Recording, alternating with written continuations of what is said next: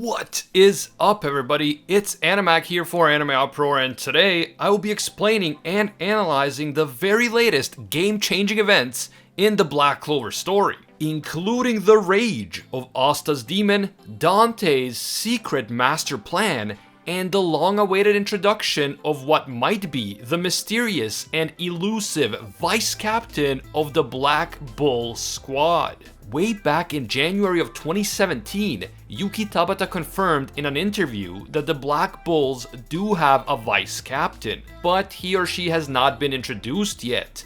And now we are seemingly finally about to meet the vice captain. And let me just say that the magic that this presumptive vice captain possesses is unbelievable. We honestly got some really impactful reveals in a very short period of time, reveals that are going to shape the rest of this incredible war arc for many chapters to come. We have so much to talk about, things are really getting crazy, and I mean that in the best way possible, so let's get into it. If you enjoy the Black Clover content over here on AnimeUproar, please leave a like to let me know, it really does help. And if you happen to be new to the channel or you just haven't subscribed yet, please consider subscribing and hitting that notification bell to turn on all notifications. You might not know this, but in order to get notified by YouTube, you have to go through the trouble of subscribing, clicking the bell, and then selecting the option that says all. If you don't go through those steps, you're gonna miss a lot of our videos and YouTube is gonna recommend like CNN and Fox News to you instead of our content. It sucks, it makes no sense, but that's how YouTube works in 2020.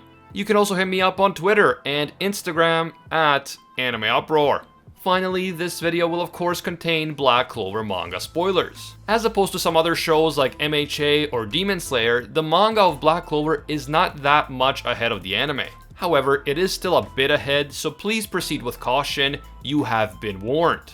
The latest chapter starts off with Osdas Demon absolutely furious and shouting stuff like "I'll kill you and I'll slaughter you." All of this is happening inside of Asta's consciousness, and Asta himself seems genuinely shocked and taken aback by the demon's reaction. Something has really angered the demon inside of Asta's grimoire, and the anger appears to be a direct result of Asta's recent defeat at the hands of Dante and his demon Lucifer. The big question is, what was it that made Osdas Demon so angry so quickly? Is it just regular demon rivalry? Maybe Osdas Demon just doesn't like to lose, and especially not to another demon, so he was absolutely infuriated that he and Asta fell short in their battle against Dante. I mean, it's possible, but there might be something else going on here. Something more personal. From the conversation that we saw Dante have with Lucifer, it seems pretty clear that Lucifer does not recognize Osdas Demon. He doesn't know who this demon is, and he assumes that it has to be a lower ranked demon whose power cannot compare to the power of high ranked demons like those who are possessing the Dark Triad. But could it be that even though Lucifer apparently doesn't recognize Osdas Demon does recognize Lucifer? Is it possible that at some point in the past, perhaps back inside the demon world itself, Lucifer did something to Osdas Demon, and Osdas Demon now wants revenge? Or could it be that Osdas Demon is just sick of being looked down upon as a lower ranked demon by his fellow demons, and so he is anxious to prove them wrong by defeating them in battle? Back when Zagred was defeated, Osdas Demon seemed almost giddy, and he even taunted Zagred. Zagred was his senior, his senpai, and yet Zagred fell at the hands of Osdas Demon, although that battle was definitely a team effort. Since demons and the demon world have had such a major focus in this story at this point, it is definitely not out of the realm of possibility that Osdas Demon might have some personal grudge against Lucifer and these other higher ranked demons. And it is likely that during this demon-focused arc, we are finally going to get some more information about Osdas Demon and how he ended up possessing Asta's grimoire in the first place. I have been extremely curious about Osdas Demon for a very long time. I honestly can't wait to learn more about him, including his real name and his origin story, and I really hope that this arc will provide the answers that we desperately need. Back in the world outside of Asta's head, Asta regains consciousness, but he realizes that he cannot move his body. Asta remembers the terrible wound that Ghosh had suffered. That was the thing that set him off in the first place. And Asta uses his ability to sense ki in order to determine whether Ghosh is still alive. As we know, Ghosh is in fact still alive thanks to Gray, and Asta is relieved to confirm that this is indeed the case. The chapter then shifts focus back to the fight between Dante and Yami. As you'll recall, the previous chapter ended with Yami landing an epic slash right across Dante's abdomen. Yami had condensed his mana zone in order to make his mana thicker, and then he channeled that thick dark magic mana into an epic sword attack called Dark Cloaked EI Slash. An attack that never misses. And it is true that the attack didn't miss, but unfortunately for Yami, Dante is not done yet. I mean, I think that we all saw that coming. An epic battle like this isn't gonna end so soon. And Dante begins to laugh like an absolute maniac as he opens his grimoire.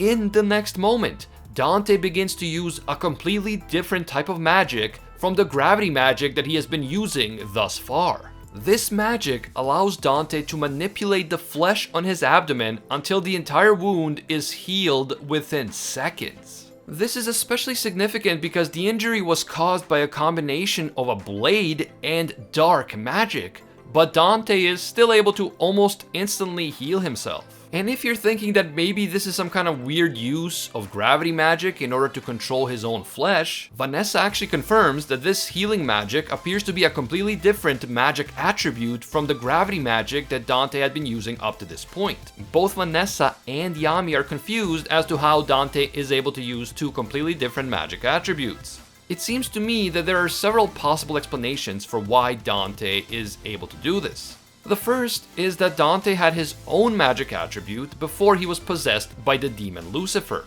And of course, Lucifer has his own demonic magic attribute, so as a result of being possessed by Lucifer, Dante can use both the demon's magic attribute and his own magic attribute.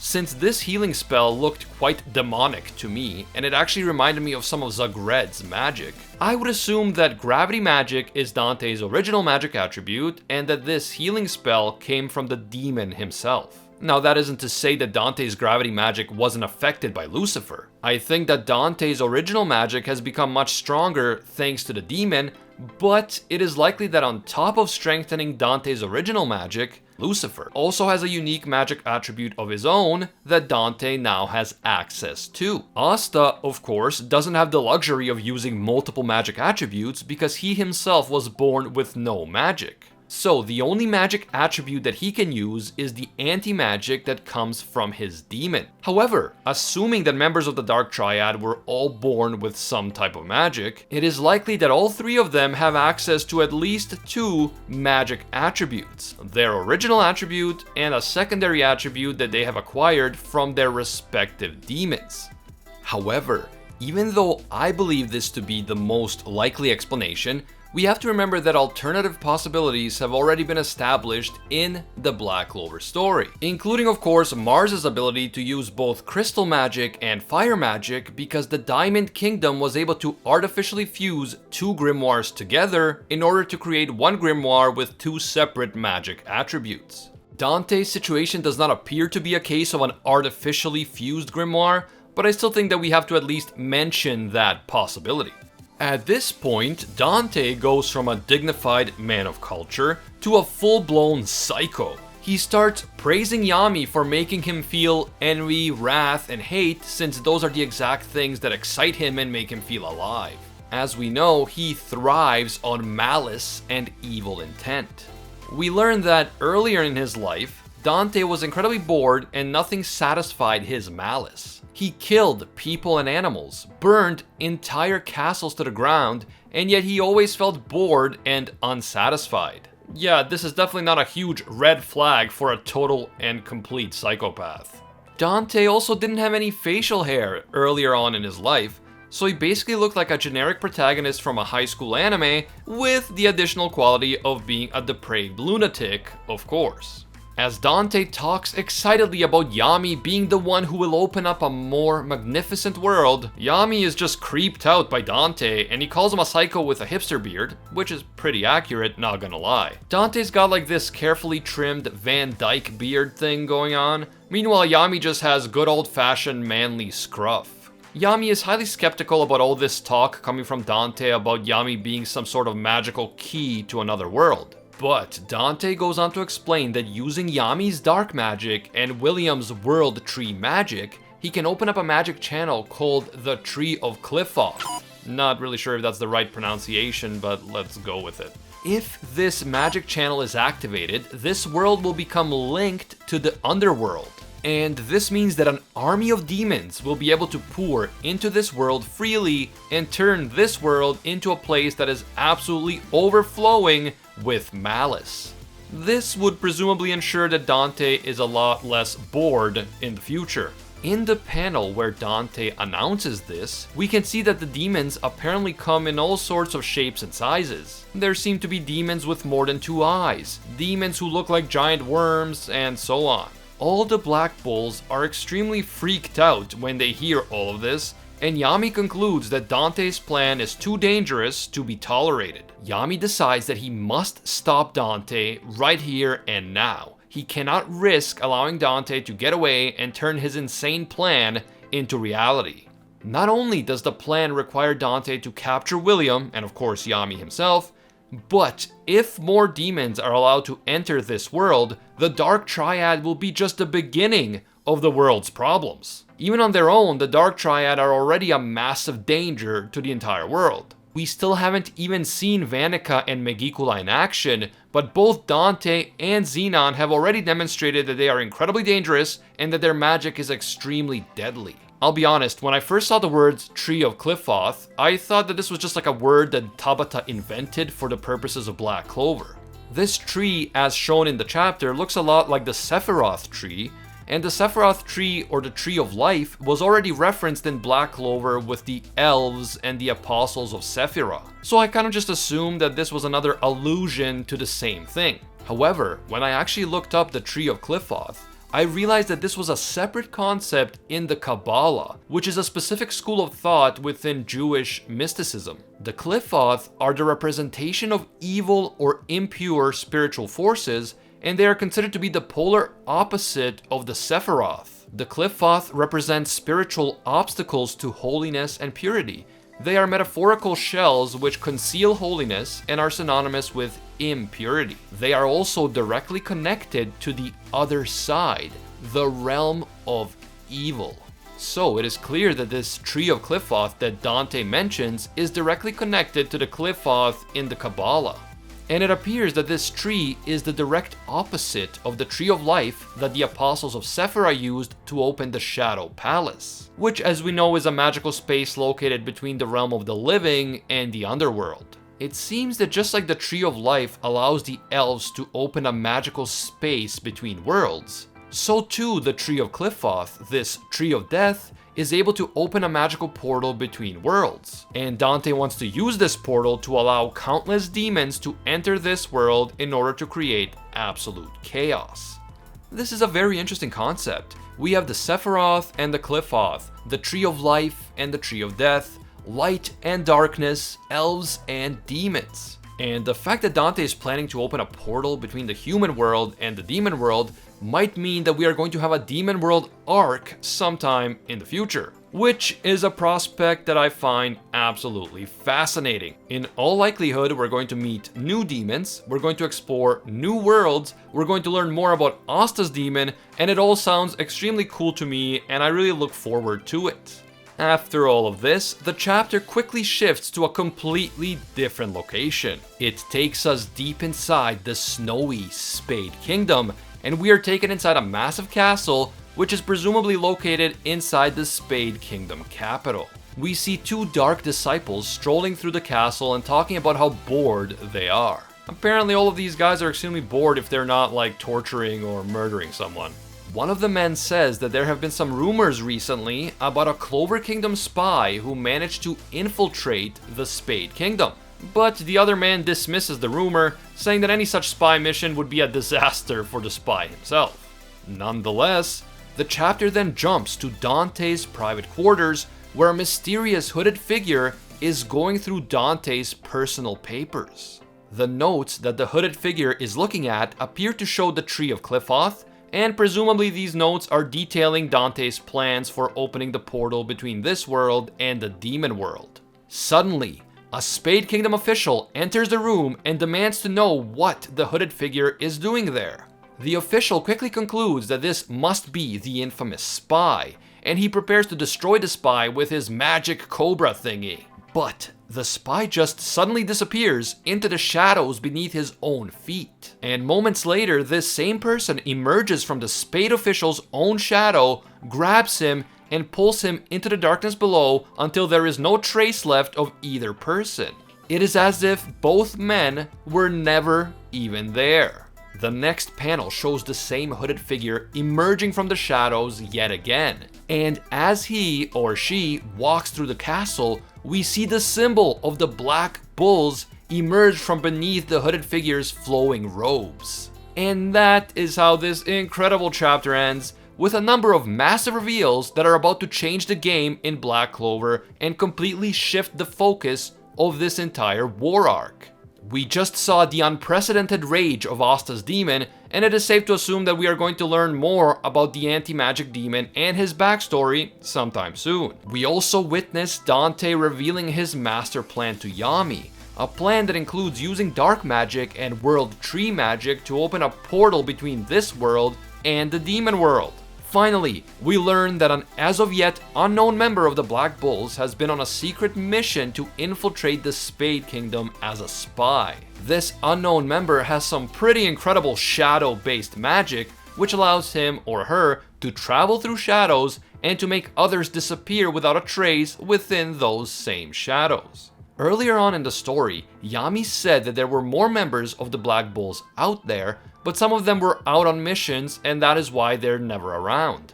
This appears to be one of those members, and if we take into consideration Tabata's statement about a Black Bull vice captain already being out there somewhere, and if we also take into consideration this mage's incredible shadow magic, I think it's pretty safe to assume that this Black Bull spy inside the Spade Kingdom is indeed the missing Black Bull's vice captain.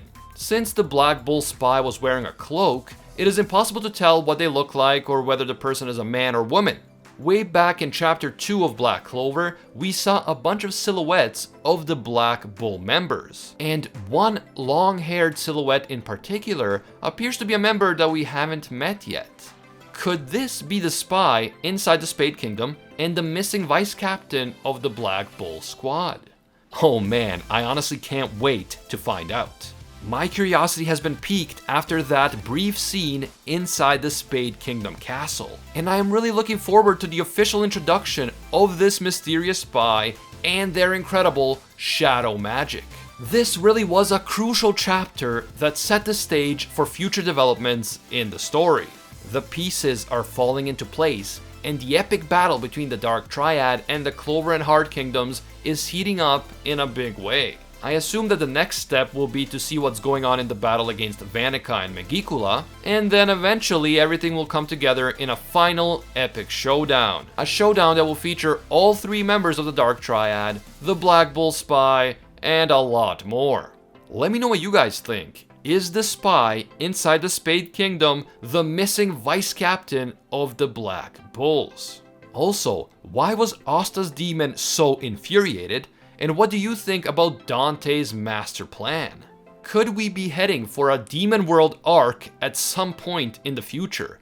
Please share your thoughts down in the comments below. If you enjoyed this video and you want to see more Black Clover content right here on the channel, please leave a like to let me know, it really does help. And if you happen to be new to AnimeUproar or you just haven't subscribed yet, please consider subscribing and hitting that notification bell to turn on all notifications. You can also follow me on Twitter or Instagram at AnimeUproar. I want to give a big thank you to all of our AnimeUproar patrons for supporting our work and making these videos possible. Special thank you to Baby Ray, disciple of Lord Twigo himself. Another big thank you to all of our The One tier patrons, the ones who rise above all other clans, including Ingrata, Alolan Atom, The World, Steelers, The School Bus, Tyson Quirino, A Quiet Respect, and Pate Heffa. And I can't forget our Pro Hero tier patrons, including the one and only Gilgamesh, Nothing But a Fan, Jason Wilson, King Zeldris, Anatoly Kazatsky, Angel Cruz, Team Sparky 65, Rohan Kapoor, Cricket XP, Ted No Ted, Jalter, Joe Stanton, Very Gucci, Alicia Octer, Anamoles 69, Jessica Calafond, Emperor Otaku, JCC Waka, and The Coach. If you enjoy our videos and you feel that they provide value for you, please consider supporting us on Patreon. Even a single dollar will give you access to our Patreon exclusive Discord, and your name will appear in our videos along with these legendary people. As always, thank you guys so much for watching, and until next time, see ya, Space Cowboys.